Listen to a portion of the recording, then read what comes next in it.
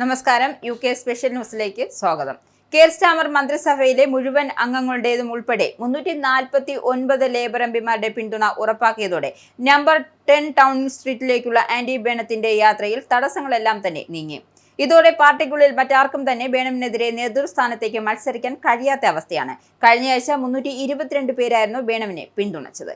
ഇക്കഴിഞ്ഞ തിങ്കളാഴ്ച മറ്റ് 27 എംപിമാർ കൂടി പിന്തുണച്ചതോടെ പിന്തുണയ്ക്കുന്ന എംപിമാരുടെ എണ്ണം 349 ആയി. പ്രധാനമന്ത്രി സർ കെയർ സ്റ്റാമറും ഹോം സെക്രട്ടറി ഷബാന മഹ്മൂദും ഉൾപ്പെടെ 54 എംപിമാർ മാത്രമാണ് അവശേഷിക്കുന്നത്. ദേശീയ എക്സിക്യൂട്ടീവ് കമ്മിറ്റി ചെയർപേഴ്സൺ ആയതിനാൽ ഷബാന മഹ്മൂദ് ആരെയും പിന്തുണയ്ക്കാൻ സാധിക്കില്ല. ഇനി ഒരാൾക്ക് മത്സരിക്കണമെങ്കിൽ ആവശ്യമായ 81 എംപിമാരുടെ പിന്തുണ നേടാനാവില്ല എന്ന് വന്നതോടെ ബ്രിട്ടന്റെ അടുത്ത പ്രധാനമന്ത്രിയായ മേക്കർഫീൽഡ് എംപി സ്ഥാനം ഏറ്റെടുക്കും എന്ന് ഉറപ്പായിരിക്കുകയാണ്. വരുന്ന വെള്ളിയാഴ്ച സ്റ്റാമർക്ക് പകരം പാർട്ടി നേതാവായി ചുമതലയേൽക്കുന്ന ബേണം തിങ്കളാഴ്ച പ്രധാനമന്ത്രിയെ സത്യപ്രതിജ്ഞ ചെയ്ത് സ്ഥാനം ഏറ്റെടുക്കും. പാർട്ടിയിലെ വിവിധ വിഭാഗങ്ങളെ ഒരുമിച്ച് ചേർത്തുകൊണ്ടുള്ള ഒരു മന്ത്രിസഭയായിരിക്കും രൂപീകരിക്കുക എന്ന് ബേണം വ്യക്തമാക്കി. തന്റെ നേതൃത്വത്തിന് കീഴിൽ പാർട്ടിയിലെ മുഴുവൻ എംപിമാരെയും അണിനിരത്തുക എന്ന ലക്ഷ്യത്തോടെയാണ് ബേണം നീങ്ങുന്നത്. എല്ലാവരെയും ബഹുമാനിക്കുന്ന ഒരു പാർട്ടി സംസ്കാരമായിരിക്കും രൂപപ്പെടുത്തുക എന്നും അദ്ദേഹം പറഞ്ഞു. പ്രധാനമന്ത്രിയുടെ ഓഫീസും ലേബർ എംപിമാരുമായുള്ള ബന്ധം കൂടുതൽ ഊഷ്മളമാക്കുമെന്നും മാത്രമല്ല എല്ലാ ഇടപെടലുകളിലും സുതാര്യത ഉറപ്പുവരുത്തുകയും ചെയ്യും. അതേസമയം ആന്റി ബേണം പ്രധാനമന്ത്രിയാകുന്നതോടെ ഒഴിവ് വരുന്ന മാഞ്ചസ്റ്റർ മേയർ സ്ഥാനത്തേക്കുള്ള തെരഞ്ഞെടുപ്പിൽ ലേബർ പാർട്ടി സ്ഥാനാർത്ഥി ജയിച്ചു വരും എന്നത് ഏതാണ്ട് ഉറപ്പായിരിക്കുകയാണ്. വലതുപക്ഷ വോട്ടുകൾ റിഫോം UKയ്ക്കും റീസ്റ്റോർ ബ്രിട്ടനും ഇടയിൽ വിഭജിച്ചു പോകുന്നതിലാണ് ഇത് സംഭവിക്കുന്നത്. ഏറ്റവും പുതിയ അഭിപ്രായ സർവേ പറയുന്നതനുസരിച്ച് വെബ്ക്രൈൻ 38% വോട്ടോടെ ഇവിടെ വിജയിക്കും എന്നാണ്. ഏറ്റവും കൂടുതൽ വോട്ട് നേടുന്നയാൾ വിജയിക്കുന്ന ഫസ്റ്റ് പാസ്റ്റ് ദി പോസ്റ്റ് എന്ന രീതിയിൽ നിന്നും വിഭിന്നമായി ഇത്തവണ വോട്ടർമാർക്ക് പ്രധാന വോട്ടിന് പുറമെ മറ്റൊരു സ്ഥാനാർത്ഥിക്ക് കൂടി രണ്ടാമതായി വോട്ട് ചെയ്യാൻ കഴിയുന്ന സപ്ലിമെന്ററി സിസ്റ്റത്തിലായിരിക്കും ഇവിടെ വോട്ടിംഗ് നടക്കുക.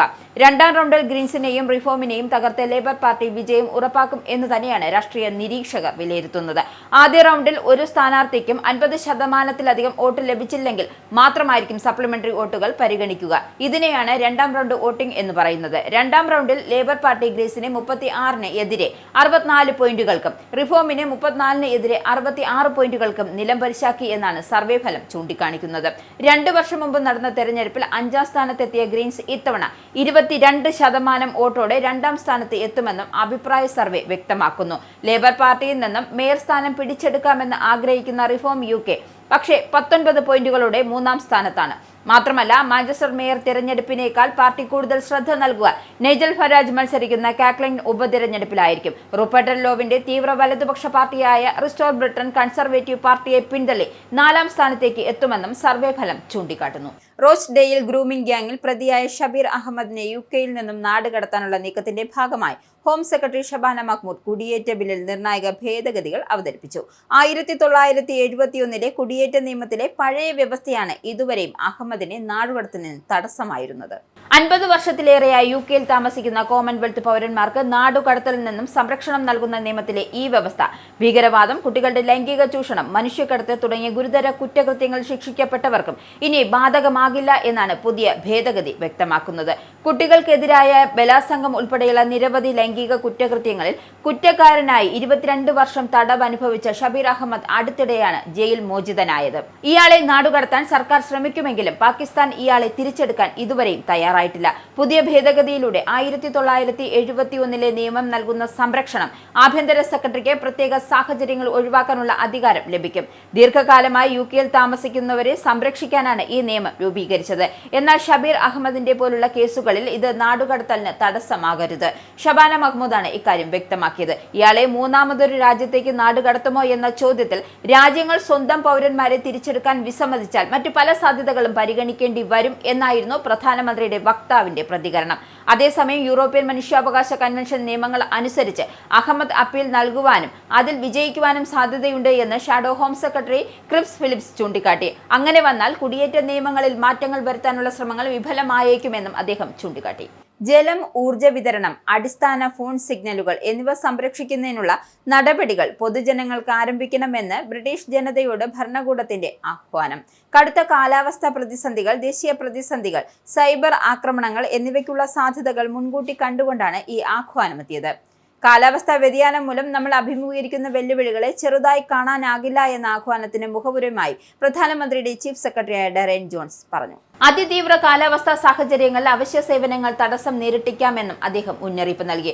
ആധുനിക നിർമ്മിത ബുദ്ധി സാങ്കേതിക വിദ്യയിലുണ്ടാക്കുന്ന മുന്നേറ്റങ്ങളും ഒപ്പം മധ്യപൂർവേഷ്യയിലെയും റഷ്യൻ ഉക്രൈൻ സംഘടനകളും പല സുപ്രധാന മേഖലകളിലും സൈബർ ആക്രമണങ്ങൾ നടത്താൻ സൈബർ കുറ്റവാളികൾക്ക് വേദിയൊരുക്കി കൊടുക്കുന്നുണ്ട് എന്നും അദ്ദേഹം പറഞ്ഞു. ഇതിന്റെ അടിസ്ഥാനത്തിൽ UK ദേശീയ പ്രതിസന്ധി രജിസ്റ്റർ പുതുക്കിയിട്ടുണ്ട് എന്നും അദ്ദേഹം വ്യക്തമാക്കി. ബ്രിട്ടീഷ് ജനാധിപത്യത്തിൽ വിദേശ ഇടപെടൽ, ഡാറ്റ ഇൻഫ്രാസ്ട്രക്ചർ, ജലവിതരണ സംവിധാനം, പോലീസ് എന്നിവിടങ്ങളിൽ സൈബർ ആക്രമണം എന്നിവ ഉൾപ്പെടെ 7 പുതിയ വെല്ലുവിളികൾ ഈ രജിസ്റ്ററിൽ ഉൾപ്പെടുത്തിയതായും അദ്ദേഹം കൂട്ടിച്ചേർത്തു. റഷ്യയുമായി ഉണ്ടാകാനിടയുള്ള യുദ്ധം പോലുള്ള പ്രധാന സംഭവങ്ങളെ നേരിടാൻ ബ്രിട്ടന്റെ വിതരണ ശൃംഖല തയ്യാറെടുപ്പുകൾ നടത്തിയിട്ടില്ലെന്നാണ് സർക്കാർ വ്യക്തമാക്കുന്നത്. അത്തരം പ്രതിസന്ധി ഘട്ടങ്ങളിലായി അതിവേഗം തയ്യാറെടുപ്പുകൾ നടത്തേണ്ടതുണ്ട്. അതീവ പ്രാധാന്യമുള്ള മരുന്നുകൾ പോലുള്ളവ സംഭരിക്കുന്ന കാര്യത്തിൽ ബ്രിട്ടൻ മറ്റ് യൂറോപ്യൻ രാജ്യങ്ങളെക്കാൾ ഏറെ പിന്നിലാണ് എന്ന് നാഷണൽ പ്രിപ്പയർഡ്നെസ് കമ്മീഷൻ വ്യക്തമാക്കിയ പഠനത്തിൽ വ്യക്തമാക്കുന്നുണ്ട് ഇക്കാര്യം. ശരത്കാലത്ത് അവതരിപ്പിക്കാനിരിക്കുന്ന ധനബില്ലിന്റെ ഭാഗമായി വിദേശ വിദ്യാർത്ഥികൾക്ക് ലെവി ഏർപ്പെടുത്തുമെന്ന് റിപ്പോർട്ട്. 2027-28 അധ്യയന വർഷം മുതലായിരിക്കും ഇത് പ്രാബല്യത്തിൽ വരിക. ഉന്നത വിദ്യാഭ്യാസ മേഖലയെ സഹായിക്കുന്നതിനെന്ന് അവകാശപ്പെടുന്ന ഈ ലെവിയിൽ നിന്നും ചില വിഭാഗങ്ങളെ ഒഴിവാക്കുമെന്നാണ് അറിയുന്നത്. അതേസമയം വിദേശ വിദ്യാർത്ഥികളുടെ വരവ് കുറയുന്നതിനാൽ പല യൂണിവേഴ്സിറ്റികളും അടച്ചുപൂട്ടന്റെ വക്കിൽ എത്തി നിൽക്കുന്ന വർത്തമാനകാല സാഹചര്യത്തിൽ ഇത്തരമൊരു നടപടി വിദേശ വിദ്യാർത്ഥികളുടെ വരവ് ഇനിയും കുറയ്ക്കുമെന്നതും അത് ബ്രിട്ടനിലെ ഉന്നത വിദ്യാഭ്യാസ മേഖലയെ കടുത്ത സാമ്പത്തിക സമ്മർദ്ദത്തിലാക്കുമെന്നും വിദഗ്ധർ ചൂണ്ടിക്കാട്ടുന്നു. UKക്ക് പുറത്ത് ട്രാൻസ്നാഷണൽ എഡ്യൂക്കേഷൻ പ്രോഗ്രാമിൽ പങ്കെടുക്കുന്നവരെ ഈ ലെവിയിൽ നിന്നും ഒഴിവാക്കും. എന്നിരുന്നാലും സ്കോട്ട്ലൻഡ്, വെയിൽസ്, നോർത്തേൺ അയർലൻഡ് എന്നിവിടങ്ങളിൽ കോഴ്സുകൾ നടത്തുന്ന ഇംഗ്ലീഷ് പ്രൊവൈഡർമാർക്ക് ലെവി ബാധകമായിരിക്കും. ഇതുമായി ബന്ധപ്പെട്ട കാര്യങ്ങൾ അധികം വൈകാതെ കൂടുതൽ വ്യക്തത വരുത്താനാണ് സർക്കാർ വൃത്തങ്ങൾ വ്യക്തമാക്കിയിരിക്കുന്നത്. യൂണിവേഴ്സിറ്റി ടേം ആരംഭിക്കാൻ ഇനി 2 മാസം മാത്രം ബാക്കി നിൽക്കെ ബാങ്കുകൾ വിദ്യാർത്ഥികളെ ആകർഷിക്കുന്നതിനായി പുതിയ പദ്ധതികൾ പ്രഖ്യാപിച്ചു. യൂണിവേഴ്സിറ്റികളിൽ പഠിക്കുന്നവർക്കുള്ള കറന്റ് അക്കൗണ്ടുകളാണ് സ്റ്റുഡന്റ് ബാങ്ക് അക്കൗണ്ടുകൾ. അവയിൽ പലതിലും പലിശരഹിത ഓവർഡ്രാഫ്റ്റ് സൗകര്യം നൽകുന്നുണ്ട്. മാത്രമല്ല പലപ്പോഴും ബാങ്കുകൾ cash sign up bonus, rail കാർഡുകൾ, ടേക്ക് എവേ വൗച്ചറുകൾ തുടങ്ങിയ ഓഫറുകൾ വഴിയും വിദ്യാർത്ഥികളെ ആകർഷിക്കുവാൻ ബാങ്കുകൾ ശ്രമിക്കാറുണ്ട്. പുതിയ അധ്യയന വർഷത്തിലേക്ക് പുതിയ ഓഫറുകൾ പ്രഖ്യാപിച്ചിരിക്കുകയാണ് സാന്റാൻഡറും ലോയ്ഡ്സും. അതിൽ ഭാഗ്യവാനായ ഒരു വിദ്യാർത്ഥിക്ക് 1 ലക്ഷം പൗണ്ട് ക്യാഷ് പ്രൈസ് നേടാനുള്ള അവസരം വരെ വാഗ്ദാനം നൽകുകയാണ് സാന്റാൻഡർ. സാന്റാൻഡറിന്റെ എഡ്ജ് സ്റ്റുഡന്റ് കറന്റ് അക്കൗണ്ട് ആരംഭിക്കുന്ന എല്ലാ വിദ്യാർത്ഥികൾക്കും 20 പൗണ്ട് ക്യാഷ് പ്രൈസ് ലഭിക്കും. അതേസമയം ലോയ്ഡ് സ്റ്റുഡൻസ് അക്കൗണ്ട് വാഗ്ദാനം നൽകുന്നത് 100 പൗണ്ടിന്റെ ക്യാഷ് ഇൻസെന്റീവ് ആണ്. ഇതിനു പുറമെ ഇരു ബാങ്കുകളും ലക്കി ഡ്രോകളും നടത്തുന്നുണ്ട്. സാന്റാൻഡർ 1 ലക്ഷം പൗണ്ടിന്റെ 1ാം സമ്മാനമാണ് പ്രഖ്യാപിച്ചിരിക്കുന്നത്. അതുകൂടാതെ 10,000 പൗണ്ടിന്റെ 5 സമ്മാനങ്ങളും അവർ നൽകുന്നു. അതിനു പുറമെ 1000 പൗണ്ടിന്റെ 50 സമ്മാനങ്ങളും 100 പൗണ്ടിന്റെ 1000 സമ്മാനങ്ങളും സ്റ്റാൻഡേർഡ് നൽകുന്നുണ്ട്. അതിനു പുറമെ ഒരു സ്റ്റുഡന്റ് അക്കൗണ്ടിന് 115 പൗണ്ട് മൂല്യമുള്ള റെയിൽ കാർഡുകളും നൽകുന്നുണ്ട്. അതേസമയം 2026 വർഷത്തേക്കുള്ള ലോയ്ഡ് സ്റ്റുഡന്റ് കറന്റ് അക്കൗണ്ട് ഓഫറുകളും ജൂലൈ 30 മുതൽ ലഭ്യമാണ്. അക്കൗണ്ട് ആരംഭിക്കുന്നവർക്ക് ലക്കി ഡ്രോയിൽ പങ്കെടുക്കാനുള്ള അർഹത ഉണ്ടായിരിക്കും. 1 വർഷത്തെ ട്യൂഷൻ ഫീസിന് സമാനമായ 9,790 പൗണ്ടിന്റെ 5 സമ്മാനങ്ങളാണ് ലോയ്ഡ്സ് പ്രഖ്യാപിച്ചിരിക്കുന്നത്. അതിനു പുറമെ 120 പൗണ്ടിന്റെ ഡെലിവറി വൗച്ചറുകളും ലഭിക്കും. കൗമാരക്കാരുടെ സമൂഹ മാധ്യമ ഉപയോഗത്തിന് കർശന നിയന്ത്രണങ്ങൾ ഏർപ്പെടുത്താൻ ഒരുങ്ങുകയാണ് ബ്രിട്ടീഷ് സർക്കാർ. 16-17 വയസ്സുള്ള കൗമാരക്കാർക്കായി സമൂഹ മാധ്യമ ആപ്പുകളിൽ രാത്രികാല ഡിഫോൾട്ട് കർഫ്യൂ ഏർപ്പെടുത്തണമെന്നാണ് സർക്കാർ ഔദ്യോഗികമായി പ്രഖ്യാപിച്ചിരിക്കുന്നത്. 16 വയസ്സിൽ താഴെയുള്ള കുട്ടികൾക്ക് സമൂഹ മാധ്യമങ്ങൾ പൂർണ്ണമായും നിരോധിക്കാനുള്ള നീക്കങ്ങൾക്ക് പിന്നാലെയാണ് മുതിർന്ന കൗമാരക്കാർക്കായി പുതിയ നിയന്ത്രണങ്ങൾ കൊണ്ടുവരുന്നത്.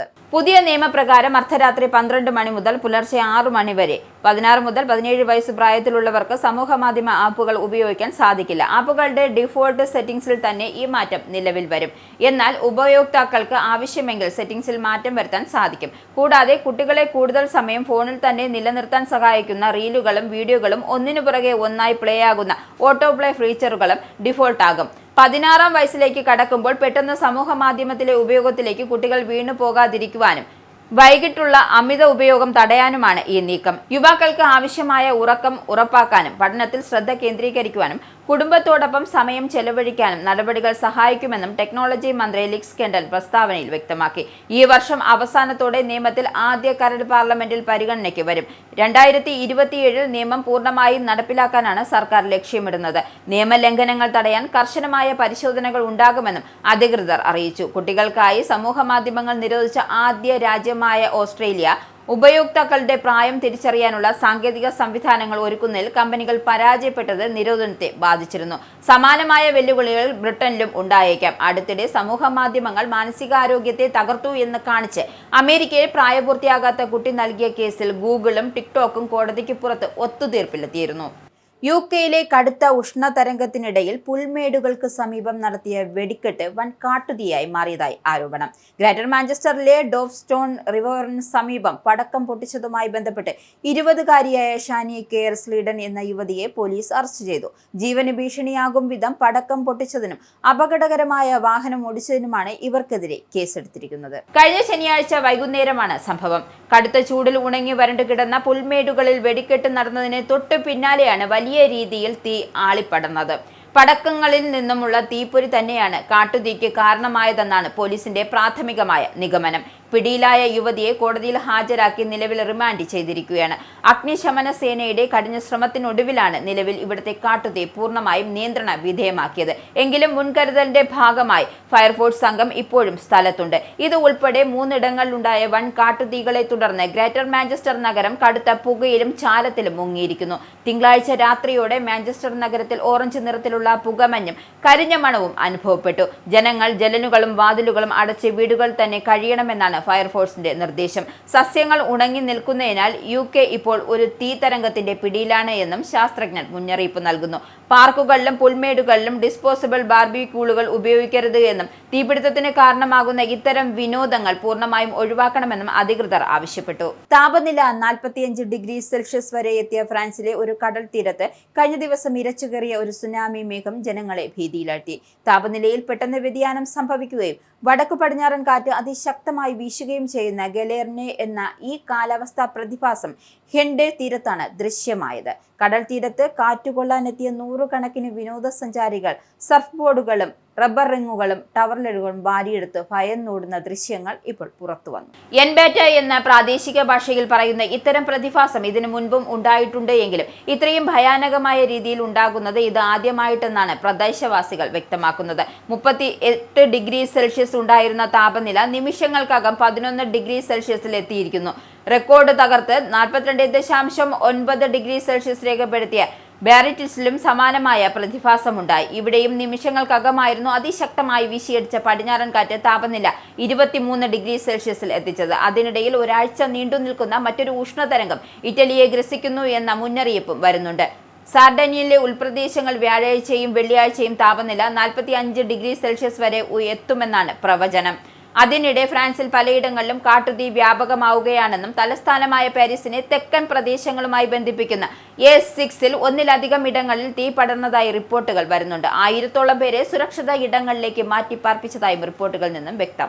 UK മലയാളി പ്രവാസികൾക്ക് ആവേശമായി ലിവർപൂൾ വീണ്ടും ഒരു വമ്പൻ ഓണാഘോഷമൊരുങ്ങുന്നു. ലിവർപൂൾ മാവേലി ടീമിന്റെ നേതൃത്വത്തിൽ തുടർച്ചയായി 2ാം തവണയാണ് ഇത്തരത്തിലൊരു വിപുലമായ രീതിയിൽ ഓണാഘോഷം സംഘടിപ്പിക്കുന്നത്. ആഘോഷങ്ങൾക്ക് മാറ്റുകൂട്ടാൻ ഇത്തവണ മാവേലി തമ്പുരാൻ ഹെലികോപ്റ്ററിലാണ് ലിവർപൂളിൽ പറന്നിറങ്ങിയത്. സാമൂഹിക പ്രവർത്തകനായ ജോഷിയാണ് ഇത്തവണ ലിവർപൂൾ മലയാളികളെ വിസ്മയിപ്പിച്ചുകൊണ്ട് മാവേലിയുടെ വേഷത്തിലെത്തിയത്. സംഘാടകരായ ടിജോ, ഡിജോ എന്നിവരും മാവേലിക്കൊപ്പം ഹെലികോപ്റ്ററിലുണ്ടായിരുന്നു. മാവേലി തമ്പുരാന്റെ ഈ കിടിലൻ ഹെലികോപ്റ്റർ എൻട്രി വീഡിയോ ഇതിനോടകം തന്നെ ഇൻസ്റ്റാഗ്രാമിൽ വൻ തരംഗമായി മാറിക്കഴിഞ്ഞു. UK-ലെമ്പാടുമുള്ള മലയാളികൾ വളരെ ആവേശത്തോടാണ് ഈ വേറിട്ട എൻട്രി വീഡിയോ ഏറ്റെടുത്തിരിക്കുന്നത്. UK-യുടെ അങ്ങോളം ഇങ്ങോളമുള്ള നിരവധി പ്രമുഖ വ്യക്തികൾ ഇത്തവണ ലിവർപൂൾ ഓണാഘോഷത്തിൽ അതിഥികളായി പങ്കെടുക്കുന്നു എന്നതും ഈ പരിപാടിയുടെ മാറ്റുകൂട്ടുന്നു. കൂടാതെ കേവലം £1 മാത്രം ടോക്കൺ നിരക്കിൽ വിഭവസമൃദ്ധമായ ഓണസദ്യ ആസ്വദിക്കാനുള്ള വലിയൊരു അവസരമാണ് സംഘാടകർ ഇതിലൂടെ ഒരുക്കുന്നത്. ലിവർപൂളിലെയും പരിസര പ്രദേശങ്ങളിലെയും മലയാളി കുടുംബങ്ങൾക്ക് ഒത്തുകൂടുവാനും നാടൻ തനിമയാർന്ന വിഭവങ്ങൾ ആസ്വദിക്കാനും ഈ ആഘോഷം വേദിയാകുന്നു. ഓണം വരവായി ഐക്യം നിറവായി എന്ന സന്ദേശവുമായി എത്തുന്ന ഈ ഉത്സവത്തിൽ £1 സദ്യയ്ക്ക് പുറമെ വൈവിധ്യമാർന്ന കലാപരിപാടികൾ, ആവേശകരമായ മത്സരങ്ങൾ എന്നിവയും കുടുംബാംഗങ്ങൾക്കായി ഒരുക്കിയിട്ടുണ്ട്. ലിവർപൂൾ മാവേലി ഗ്രൂപ്പിന്റെ നേതൃത്വത്തിൽ നടക്കുന്ന ഈ വൻപൂർവമായ ഓണാഘോഷത്തിന് പങ്കാളിയാകാൻ എല്ലാ മലയാളി കുടുംബങ്ങളെയും സംഘാടകർ ഹൃദയപൂർവ്വം സ്വാഗതം ചെയ്യുന്നതായി ഭാരവാഹികൾ വ്യക്തമാക്കി. Zero Malabar eparchy of great ബ്രിട്ടന്റെ ചരിത്ര വഴികളിൽ തങ്കലിപികളാൽ ആലേഖനം ചെയ്യപ്പെടേണ്ട ഒരു അത്യപൂർവ നേട്ടത്തിന് സ്കോട്ടിഷ് മണ്ണ് സാക്ഷിയാകുന്നു. Motherwell Saint Mary's Syro Malabar കത്തോലിക്ക മിഷൻ തങ്ങളുടെ ചിരകാല സ്വപ്നമായിരുന്ന സ്വന്തം ദേവാലയം യാഥാർത്ഥ്യമായി. പണിക്കാർ ഉപേക്ഷിച്ചു കളഞ്ഞ കല്ല് മൂലക്കല്ലായി മാറി എന്ന തിരുവചനത്തെ അന്വർത്ഥമാക്കുന്ന ഈ ചരിത്ര വിജയം കേവലം 100-ൽ താഴെ വരുന്ന ഒരു പ്രവാസി കുടുംബ സമൂഹത്തിന്റെ അചഞ്ചലമായ വിശ്വാസത്തിന്റെയും കൂട്ടായ്മയുടെയും പ്രാർത്ഥനയുടെയും മകുട ഉദാഹരണമാണ്. ഇനി മുതൽ saint Mary's zero Malabar church Motherwell എന്ന നാമത്തിൽ അറിയപ്പെടുന്ന ഈ പുതിയ ദേവാലയം സ്കോട്ട്ലാൻഡിൽ സീറോ മലബാർ വിശ്വാസികളുടെ ജീവസുറ്റ സാക്ഷ്യവും തലമുറകളുടെ സ്വപ്ന സാക്ഷാത്കാരവുമാണ്. ഈ അടുത്ത കാലത്ത് സ്വന്തമായി ഒരു വൈദികൻ പോലുമില്ലാതെ പ്രതിസന്ധികളുടെ ചുഴിയിൽ അടച്ചുപൂട്ടലിന്റെ വക്കിലെത്തിയിരുന്ന ഒരു ചെറിയ സമൂഹം ഇന്ന് സ്വന്തമായ ഒരു ദേവാലയത്തിന്റെ അധിപരായി മാറിയിരിക്കുന്നു എന്നതും സഭയുടെ കുടിയേറ്റ ചരിത്രത്തിലെ ഒരു വിസ്മയമായ അധ്യായമാണ്. ഈ സ്വപ്ന പദ്ധതിക്ക് പ്രത്യാശയുടെ കെടാവിളക്കായി നേതൃത്വം നൽകിയത് മിഷൻ ഡയറക്ടറായ ഫാദർ വർഗീസ് കൊച്ചുപുരയ്ക്കലാണ്. അദ്ദേഹത്തിന്റെ ഊർജ്വലമായ മാർഗനിർദ്ദേശങ്ങളും വിശ്വാസ സമൂഹം ഒന്നടങ്കം കൈകോർത്തപ്പോഴാണ് വർഷങ്ങളുടെ കാത്തിരിപ്പും പ്രാർത്ഥനയും സഫലമായത്. UK സ്പെഷ്യൽ ന്യൂസ് ഇവിടെ അവസാനിക്കുന്നു. നന്ദി, നമസ്കാരം.